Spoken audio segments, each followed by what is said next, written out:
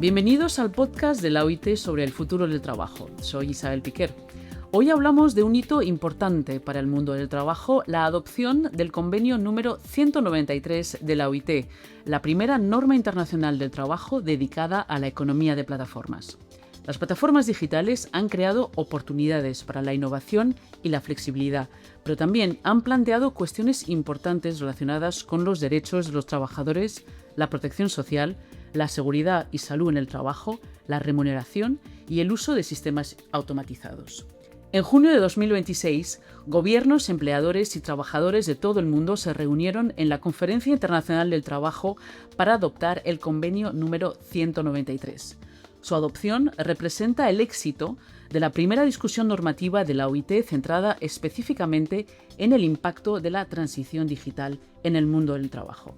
Para ayudarnos a entender qué significa en la práctica esta norma internacional del trabajo, hoy nos acompaña Nuno Cunha, que es especialista en instituciones de mercados laborales de la OIT aquí en Ginebra. Hola Nuno, gracias por estar con nosotros. Gracias, buenos días a todos los que nos escuchan. Gracias, Isabel. Empecemos por lo básico. Cuando hablamos de economía de plataformas, ¿a qué nos referimos exactamente? Quizás sería importante empezar por decir que no existe una definición que sea internacionalmente aceptada de economía de plataformas, pero la gran característica es el hecho que estamos hablando de actividades económicas que se llevan a cabo a través de plataformas digitales. Y por plataformas digitales se entiende algo que usa una interfaz digital o que sea un proveedor de servicios en línea, que se posiciona entre los proveedores de bienes o servicios y sus clientes. Pero para hacer más fácil, estamos hablando, por ejemplo, de comercio online, de las redes sociales, de los servicios también que todos conocemos de streaming, pero también de plataformas digitales de trabajo. En nuestro convenio se focaliza en ese último. No voy a entrar aquí en detalles de definición legal, pero quizás algunos puntos para clarificar lo que hablamos cuando hablamos de plataformas digitales de trabajo. Son, además, plataformas que, más una vez, por medio de tecnologías digitales y utilizando sistemas de decisión automatizados, basados en algoritmos, y que es muy importante que organizan y o facilitan trabajo y también en cambio de una remuneración o un pago. El trabajo importante puede ser, existe trabajo que es en línea, quiere decir que los servicios son prestados a distancia, como el trabajo más conocido, por ejemplo, de microtareas, pueden ser también servicios de traducción, pueden ser anotadores, designers, pero también los trabajadores que normalmente son más conocidos porque son más visibles, porque son de las calles, por ejemplo, de nuestras calles, pero en una ubicación específica, por ejemplo, las plataformas de reparto, de transporte, de trabajo doméstico. O sea, que realmente estamos hablando de una gran variedad de trabajo. ¿Qué importancia tiene ahora el trabajo en plataformas? ¿Dónde se encuentran esos trabajadores y qué peso tiene este tipo de trabajo en la economía actual? Sí, más una vez no es fácil nosotros no tenemos una estimativa global de los números de trabajadores de plataformas. Es difícil porque muchos países no tienen encuestas, no tienen estimativas, y los que tienen muchas veces no utilizan las mismas definiciones o las mismas metodologías. Esperemos que ahora que tenemos un convenio internacional con una definición pueda también ayudar a ese proceso. Todas las indicaciones que tenemos apuntan para un crecimiento, porque para empezar, tenemos un crecimiento del número de plataformas. También se ve un crecimiento de los sectores que utilizan plataformas. Yo hablé de reparto, transporte o las tareas que son los más conocidos, pero vemos un creciente uso de los trabajadores domésticos, de la prestación de servicios de cuidado, tantas otras nuevas áreas de innovación que se utilizan las plataformas. Entonces, es de esperar que el número va a continuar a crecer. Vamos a volver un poquito al convenio en sí, al convenio 193 y recordemos que en la OIT todas las discusiones, todos los procesos son tripartitas, es decir, que incluyen a empleadores, trabajadores y gobiernos. Así que vamos a escuchar primero un fragmento de Colin Jordan, que es representante de los gobiernos y presidente de la comisión que dirigió las negociaciones sobre este convenio.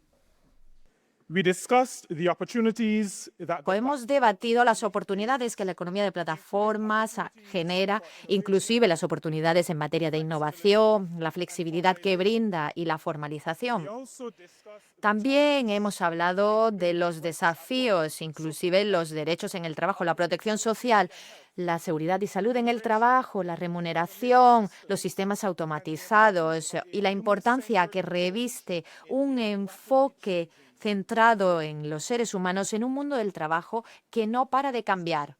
Colin Jordan ha destacado tanto las oportunidades como los desafíos que plantea la economía de plataformas. ¿Cómo aborda la nueva norma, esta nueva norma de la OIT, estas cuestiones? Colin apunta por un punto muy importante, la cuestión que creo que desde el inicio marcó la discusión, que tenemos oportunidades, porque es una economía nueva que puede plantear oportunidades sea para los negocios, sea oportunidades también para los ingresos, para la creación de trabajo, pero también un reconocimiento que como una nueva realidad, las instituciones del mercado de trabajo, sea la legislación, las políticas o mismo las organizaciones, se tendrían de adaptar porque existían nuevos retos. Yo creo que todos tenían esa noción. No creo que los miembros tripartidos, sea los empleadores, los trabajadores, de los gobiernos, todos tenían esa noción de la complejidad de intentar encontrar un equilibrio, que al final todas las políticas públicas también son siempre vaciadas de encontrar equilibrios entre las oportunidades y los retos. Países que están más focalizados en el desempleo joven, quizás están más preocupados en el inmediato, en utilizar esa oportunidad para crear trabajos. Quizás en países que tienen menos desempleo estaban ya más preocupados en la cuestión inmediata de las protecciones. Un poco balancear eso es la belleza de 2 semanas o más que 2 semanas, porque es un proceso de casi 3 años para llegar al resultado final. O sea, un cierto margen de maniobra y eso es lo que está en lo que ha sido toda la discusión. Ahora escuchemos otro punto de vista, el de los empleadores, y vamos a escuchar a Eva Starwodzynska, que es vicepresidenta del Grupo de los Empleadores, que participó en las discusiones que llevaron a la adopción del convenio. El éxito de este convenio, a fin de cuentas, no se podrá medir por las negociaciones que concluimos ayer, sino por si mejoran los resultados en las prácticas, si permite realmente que los trabajadores accedan a las oportunidades, si apoya al espíritu empresarial, si anima a la innovación y si fortalece que haya empresas sostenibles y, sobre todo, si permite que la economía de plataformas siga aportando su granito de arena a la inclusión y el crecimiento económico. Eva señala que el éxito del convenio se medirá por su impacto en la práctica. Así que, ¿cómo podríamos concretar ese impacto a nivel de las empresas? Yo creo que para empezar no podría estar más de acuerdo con Eva cuando dice que el impacto se mide solo cuando vamos a ver en el mundo real, no en el día de la adopción. Nosotros que trabajamos 3 años para contribuir para ese resultado, sentimos que terminamos una etapa, pero el día después, cuando volvemos a la oficina, la realidad es que estábamos empezando. Ahora sí estamos empezando. Va a depender de muchos factores, lo impacto no solo sobre las empresas, pero hablando más en general. Lo impacto va a depender en una medida en la ratificación del convenio, porque se mide el suceso de un convenio también sobre la ratificación. Sobre la ratificación, los Estados miembros tienen una obligación constitucional de presentar a las autoridades competentes, normalmente los parlamentos, para su consideración. Eso tienen un plazo para hacerlo. Después van a trabajar, para decidir sobre su ratificación o no. Es naturalmente una decisión nacional en consulta tripartida, pero por ahora el tiempo que pasó es poco. También no tenemos una bola de cristal, pero tenemos informaciones que existe mucho movimiento por parte de países que están discutiendo, que están organizando mesas tripartidas o que están planteados para presentar, sea al gobierno o sea al parlamento para discutir. Pero para mí, más que solo las ratificaciones, es importante pensar el impacto a nivel nacional. En un poco más de 2 meses vemos el número de países que nos contactan, que contactan la oficina, sea a nivel la oficina nacional, sea a nivel regional, sea directamente con nosotros, pero los contactos para apoyo y asistencia técnica, cómo desarrollar las políticas que puedan promover el trabajo decente en las plataformas. Es decir, que al margen de lo que es la ratificación pura y dura, os están pidiendo asesoramiento técnico para ellos crear también sus propias normas. Sí, nos han pedido de organizar eventos para aumentar el conocimiento, quieren saber sobre el convenio, quieren saber más sobre los otros países que están haciendo, nos ayuda para promover diálogo social. Yo trabajé muchos años en protección social, por ejemplo, en Asia. Solo un país tenía ratificado, pero el convenio 102 era un guía para las discusiones nacionales. Por eso la existencia del convenio por ahora mismo, antes esperemos que haya un gran nivel de ratificación, pero mismo ahora lo sentimos, lo escuchamos, los países utilizando el convenio para influenciar o como inspiración, guía para el desarrollo de políticas nacionales. En este diálogo tripartita vamos a escuchar ahora a Amanda Brown, que es vicepresidenta del Grupo de los Trabajadores. Por primera vez en la historia del derecho internacional, las mujeres y hombres que movilizan nuestras ciudades, que llevan nuestras comidas bajo la lluvia, que limpian y cuidan de nuestros hogares, que etiquetan los datos que entrenan nuestras máquinas y que responden al llamado de una aplicación a cualquier hora del día y de la noche. Estos trabajadores serán nombrados, reconocidos y protegidos por una norma internacional vinculante. Hoy dejan de ser invisibles.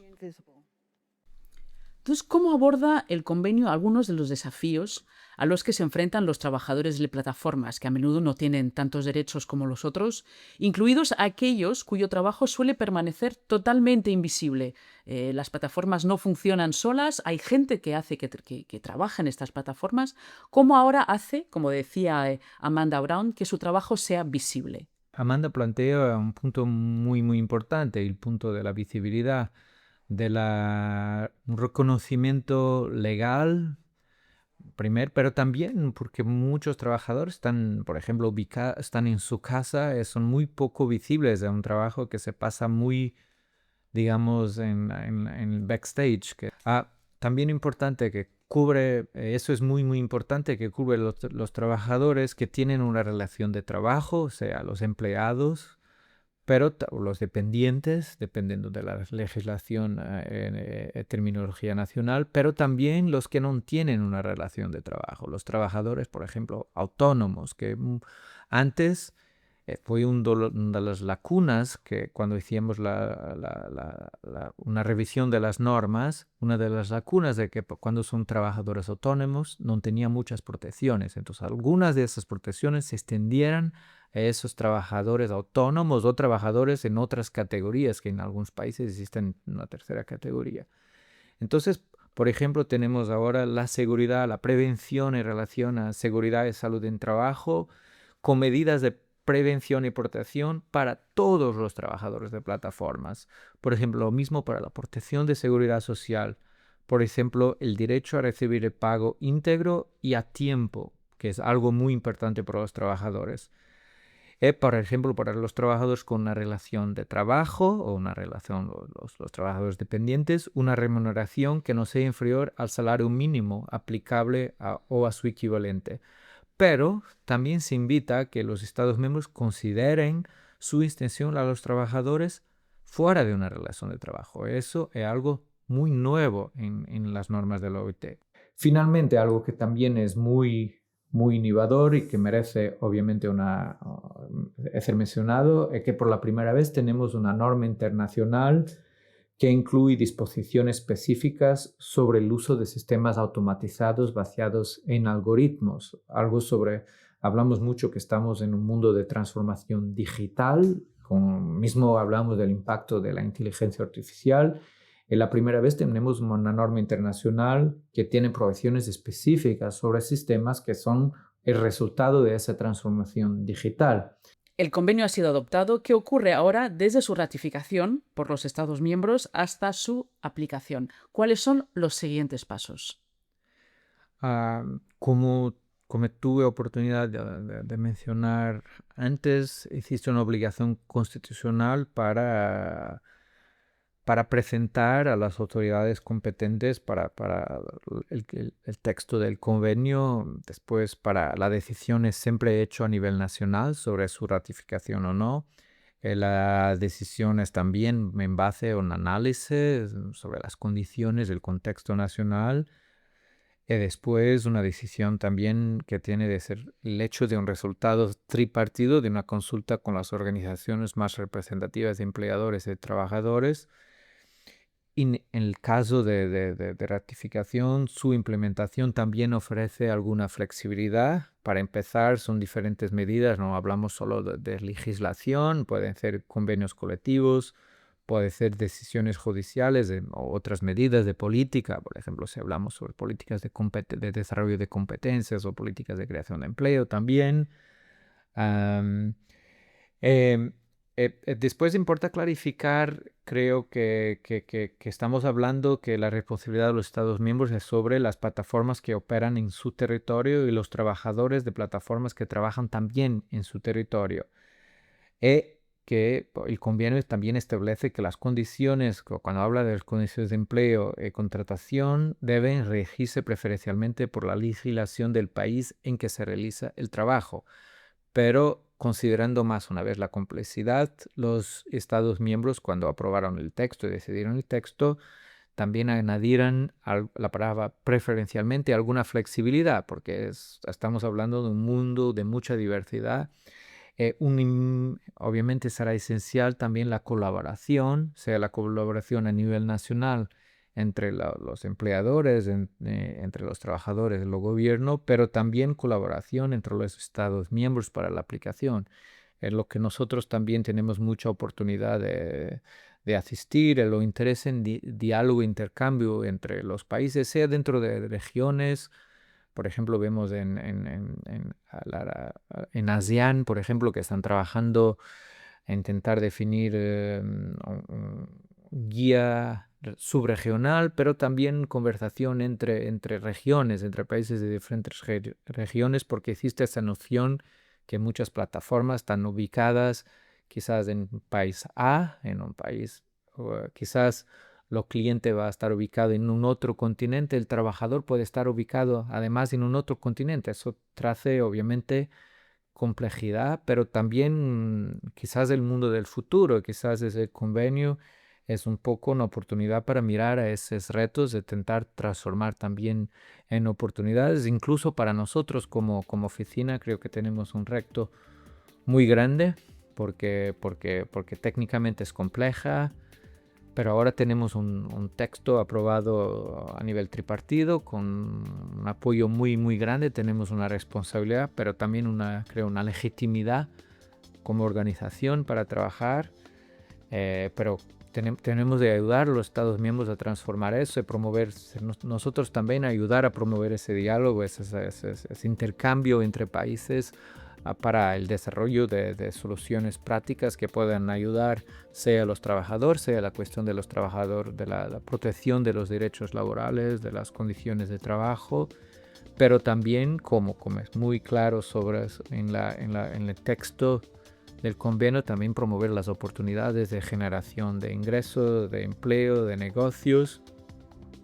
Y también, para referir algo importante, las oportunidades de formalización, sea para los trabajadores autónomos, sea para los otros trabajadores, sea para las empresas también. Un reto importante, una conversación, un diálogo que acaba de empezar, pero un convenio que ya está aquí. Llegamos así al final de nuestro podcast. Como hemos escuchado, el convenio número 193 representa un hito importante, no solo para la economía de plataformas, sino también para el mundo del trabajo en general. Nuestro agradecimiento a Nuño Cuña, especialista en instituciones en mercados laborales de la OIT, por ayudarnos a entender qué significa en la práctica esta nueva norma internacional del trabajo. Pueden encontrar más información sobre el convenio 193 y la labor de la OIT sobre la economía de plataformas en la página web de la OIT. Gracias por escucharnos. Pueden seguirnos en las redes sociales, en YouTube, Facebook y LinkedIn, en International Labour Organization, y en Instagram, X, Blue Sky y Threads @ilo.org. Nos despedimos por ahora. Hasta muy pronto en un nuevo episodio del podcast de la OIT sobre el futuro del trabajo.